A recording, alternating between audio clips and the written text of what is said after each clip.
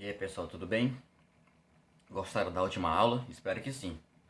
Então, dando continuidade ao nosso conteúdo, hoje vamos ver mais alguns instrumentos e depois vamos chegar nas normas, algumas normas que regem o desenho técnico. Então, vamos lá.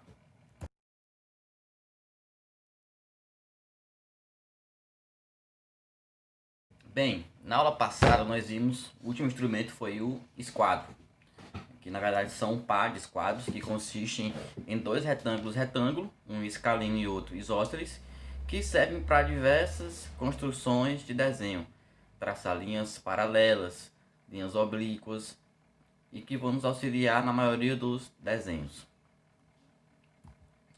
Então, o compasso ele é basicamente utilizado para desenhar circunferências. O compasso é um instrumento que tem duas partes, uma é a ponta seca e a outra é a ponta que vai conter o grafite ou a caneta que vai ser utilizado para fazer a circunferência propriamente dita, tá bom? A única observação em relação ao compasso é que ele deve ser utilizado na vertical, então evitar inclinar o compasso ao desenhar, porque isso atrapalha bastante a execução do desenho, tá bom?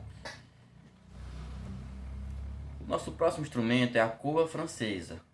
A curva francesa é apenas um gabarito que vai conter curvas pré-definidas, que essas curvas vão ser utilizadas no nosso desenho.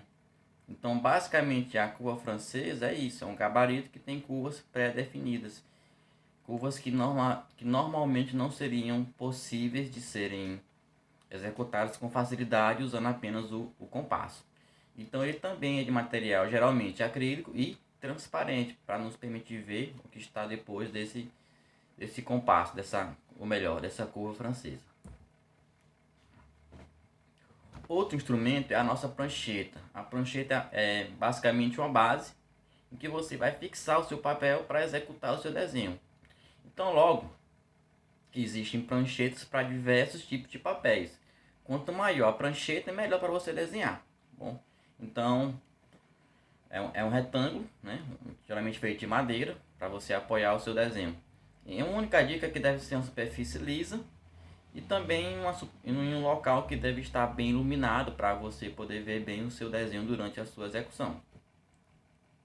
Geralmente também essas pranchetas, essas mesas profissionais, ela tem regulação dessa inclinação aqui. Você consegue inclinar ela para ficar numa posição mais horizontal ou então um pouco mais íngreme, mais inclinada. O próximo instrumento é a nossa régua paralela. Como o próprio nome diz, serve para traçar retas de forma paralela. Então ela consiste, né, em um mecanismo composto por algumas polias aqui dentro, alguns parafusos, e uma linha, um cabo que serve de sustentação e também de guia. Então essa parte que eu destaquei aqui é a nossa régua paralela, então não confunda. O todo aqui é a prancheta, já apenas essa parte é a nossa régua paralela. Então a régua paralela geralmente ela é fixa numa prancheta. Então esse mecanismo de linhas aqui junto com as polias que tem aqui dentro, ela nos garante que essa régua paralela sempre vai se deslocar de forma paralela, como o próprio nome diz, tá bom? Então ela é muito útil quando utilizada com esquadros ou com a régua, tá bom?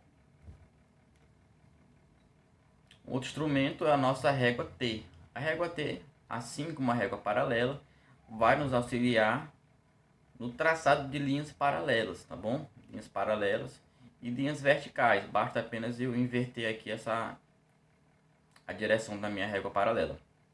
Então ela tem essa extremidade aqui, que serve de apoio. Não sei se dá para ver bem aqui no desenho, mas essa parte aqui de madeira em relação a essa parte de plástico, elas são desniveladas, ou seja, quando você encaixar aqui, essa parte de madeira ela fica livre para você fazer o desenho, tá bom? Então como essa figura aqui ilustra bem, né? O desenho da régua T fixada numa prancheta. Então como é que ela funciona? Então nós temos aqui a nossa régua T e aqui eu trouxe o exemplo de um quadro, de uma prancheta, enfim. Então você vai encaixar essa régua T nessa superfície aqui. Claro, você tem que garantir previamente que essas sejam arestas perpendiculares, porque se não forem, você não vai conseguir garantir que o seu desenho vai ter traçados, né, de retas de retas perpendiculares entre si. Então você coloca a sua régua T e você consegue fazer o traçado de linhas. Então a outra aplicação, você pode girar ela e pode traçar outras linhas. Da mesma forma que ela pode deslocar aqui para a minha esquerda, para a minha direita, para cima e para baixo, para traçar linhas paralelas, né, às demais linhas já criadas. Outra ferramenta muito importante é a fita adesiva. Para evitar que durante o seu desenho você desloque o papel e fique alguma coisa borrada fora do lugar, é utilizado uma fita adesiva, geralmente uma fita crepe, porque a fita crepe ela não gruda muito no papel e, no entanto, mantém a fixação suficiente para evitar esses inconvenientes. Bom, agora vamos aqui para um instrumento muito importante, que é o transferidor. Então, geralmente é um círculo que é fabricado em acrílico, um acrílico cristal que é transparente. Ele possui uma graduação que geralmente é em graus, tá bom? É muito raro você ver um transferidor com graduação em frações de graus. Geralmente a graduação é de 1 em 1 grau. Porque como eles são pequenos, fazer graduações menores impossibilita até mesmo de você enxergar com clareza. Tá bom? Então eu trouxe aqui apenas umas dicas para quando você for comprar o seu transferidor, você se atentar a alguns detalhes. O primeiro deles em relação às escalas. Então procure comprar transferidores que possuam as escalas tanto na parte externa, a gente chama de limbo, né? Tanto na parte externa quanto na parte interna. Porque isso aqui vai facilitar o traçado de linhas, né? Quando você for desenhar, quando você for traçar os seus ângulos. A segunda dica é verificar se ele possui essas duas linhas aqui, ou então algum ponto de referência. Porque, como você pode ver no exemplo aqui da esquerda, né, eu não tenho essa linha de referência. Então, quando eu vou traçar um ângulo, esse ângulo tem que ter um ponto central. E aqui eu não consigo determinar com exatidão onde é que fica o meu ângulo central, tendo que usar outros recursos. Então, como é que eu vou usar um transferidor? A primeira coisa é determinar o meu ponto, né, que vai ser o vértice do meu ângulo, né, que é o cantinho, a ponta do meu ângulo. Então, eu vou determinar esse local, né, coloquei de vermelho para vocês verem. E aqui no meu transferidor, eu vou determinar o ângulo. Então, aqui eu tenho um ângulo de 10, 15 graus, tá bom? Então, feito isso, eu posso traçar uma linha reta com o auxílio de uma régua. E eu vou garantir que o meu desenho está com um ângulo de 15 graus. Então, a dica que eu falei anteriormente, né, além de facilitar o desenho, que é, no caso, ter as duas graduações interna e externa, facilita também de você desenhar melhor, de você garantir melhor o seu ângulo escolhido. Porque se tiver no ângulo correto, ele vai coincidir tanto na parte interna quanto na parte externa. Então, repetindo, quando estiver o ângulo correto, vai coincidir o traçado aqui da linha tanto na parte interna quanto na parte externa. E também legal que aqui eu vou ter duas graduações. A primeira vai de 0 até 180 no sentido anti-horário e a segunda vai estar de 0 até 180 no sentido horário, tá bom? Porque eu posso fazer a medição dos ângulos nos dois sentidos, né? Anti-horário e horário. O mais convencional, pela convenção, é o sentido anti-horário. Então eu posso traçar diversos ângulos. Vou colocar aqui um ângulo agora de 50 graus. É bem simples, tá bom? E o seu suplemento, que é o ângulo cuja soma vai resultar no valor de 180 graus, né? Um ângulo raso, vai ser 130. Então aqui, ó, vai coincidir com 50 e com o seu suplemento, que é 130. Da mesma forma aqui, coincidiu com o ângulo 15 e com o ângulo 165, que é o seu suplemento. Então, ajuda bastante essas duas graduações. E é assim que você traça linhas, ângulos, utilizando o transferidor. Outro instrumento são os gabaritos. Os gabaritos também, assim como as curvas francesas, são materiais de acrílico. Só que aqui, em vez de ter curvas, eu vou ter figuras geométricas pré-fixadas. No caso das edificações, eu vou ter aqui vasos, vou ter pias, e demais instrumentos que eu posso utilizar na confecção da minha planta. E também legal que ele já traz aqui as escalas de cada desenho, para você já utilizar no padrão, né, que o tamanho desses desenhos devem ter. Então, no geral, serve como mod para mobílias, para instrumentos, partes sanitárias, enfim, coisas que você teria dificuldade de desenhar com o auxílio apenas dos instrumentos anteriores. E aqui nós temos as canetas Nanquim, porque até então, pelo que eu havia explicado, os desenhos tinham sido em lápis.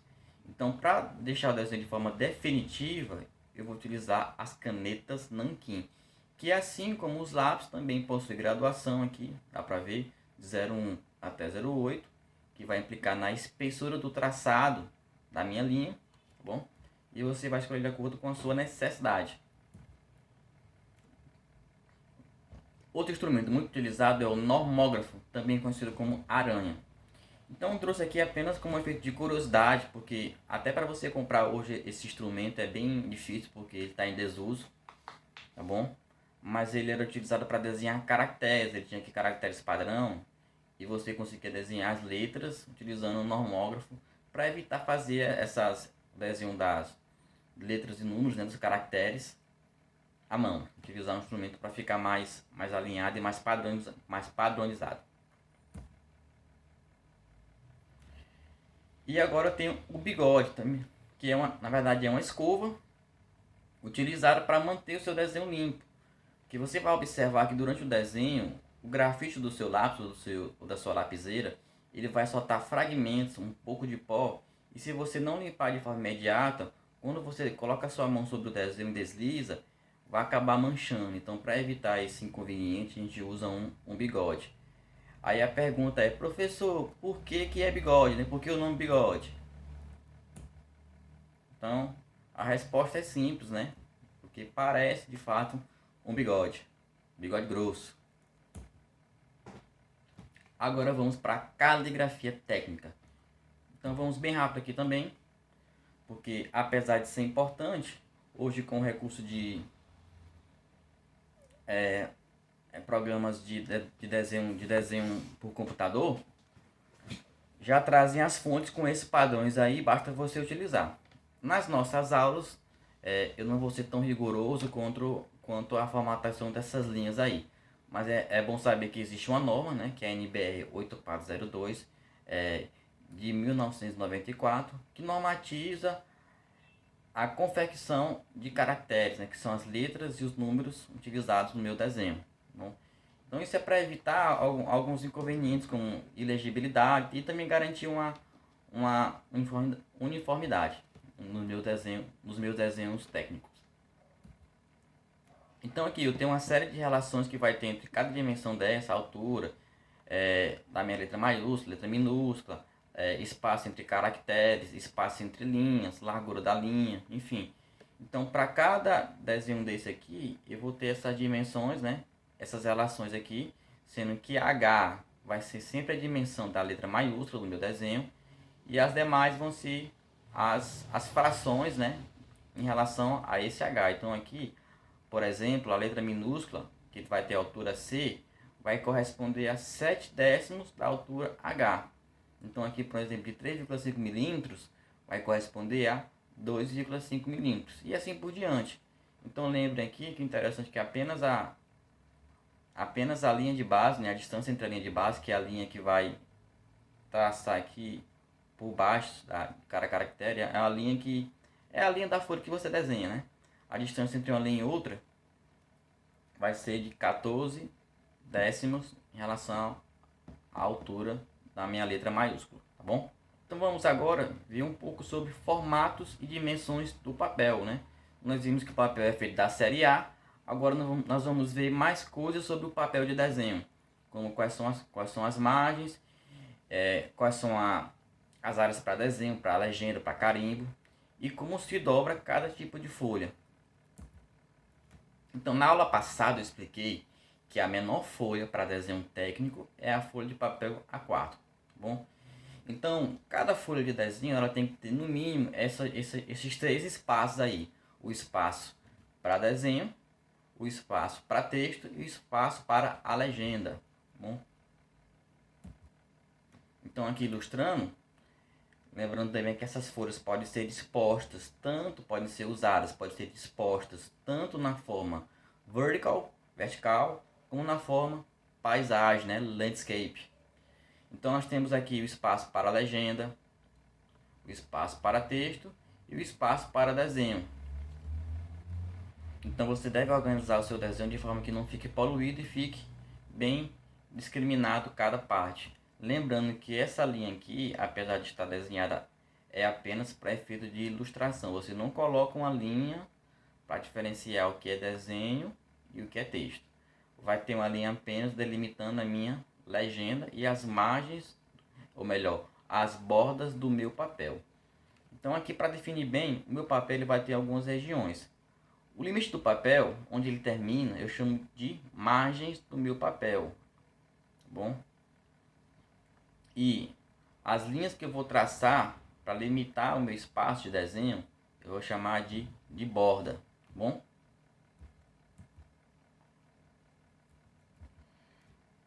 Então, outra dica aí para você se ligar, né? Que quando na margem inferior, a altura do espaço para texto pode variar. Mas quando na margem esquerda, bom, quando na margem esquerda, a largura tem que ser igual à largura da legenda, né? Ou então no mínimo 100 milímetros, beleza? E aqui apenas recapitulando os formatos e os tamanhos de papel. E para cada tamanho de papel da série A, eu vou ter as distâncias para a margem e o tamanho das legendas de comprimento. Lembrando que a norma não vai trazer para nós a altura de cada legenda, tá bom? Então a gente subentende que a altura da legenda é livre. Só que também vai do bom senso, né? Você não pode colocar uma legenda muito grande em relação ao desenho. Então sempre o espaço para desenho vai ser maior do que o espaço para legenda, porque não faria sentido, né, a legenda ser maior do que o espaço para desenho. Mas aqui vou trazer sugestão de tamanho para você utilizar, para ficar uma coisa padrão durante as nossas aulas, tá bom? Então aqui a norma vai definir a margem esquerda e as demais margens, que é a margem superior, a margem inferior e a margem direita. Aqui a justificativa para a margem esquerda ser sempre maior do que as demais é porque justamente na margem esquerda onde esse material vai ser perfurado para ser encadernado e arquivado, tá bom? Então para ter esse espaço para o arame do caderno, aquela espiral, a gente deixa essa margem esquerda um pouco maior. E aqui o comprimento da legenda. Outra observação também que é legal falar, que no papel A4 até o papel A2 é um pouco maior, porque foi feito isso para compensar e não deixar um pequeno espaço entre a legenda do papel e a margem, tá bom? Então esse comprimento aqui é apenas para não ficar um espaço muito pequeno entre a legenda e a margem do papel. Mais na frente eu vou explicar para vocês melhor com a figura como isso funciona. E aqui é a espessura das linhas, né? Das linhas que eu vou definir as minhas margens. Então, quanto maior o papel, maior vai ser essa minha espessura de linha. Então, pessoal, nós vamos ficar por aqui. Na próxima aula, nós vamos estudar sobre dobramento de cópia, né? Como faz a dobra de cada papel. Lembrando que vai ter apenas um critério base, mas tem a norma definindo cada distância que você vai marcar para poder dobrar o seu papel. Mas o objetivo final da dobra é que o papel, ao ser dobrado, fique do tamanho de um papel A4, porque o papel A4 é sempre a referência para o dobramento de cópias, tá bom? Então, vamos ficar por aqui. Agradeço a atenção. Até mais, um abraço e tchau.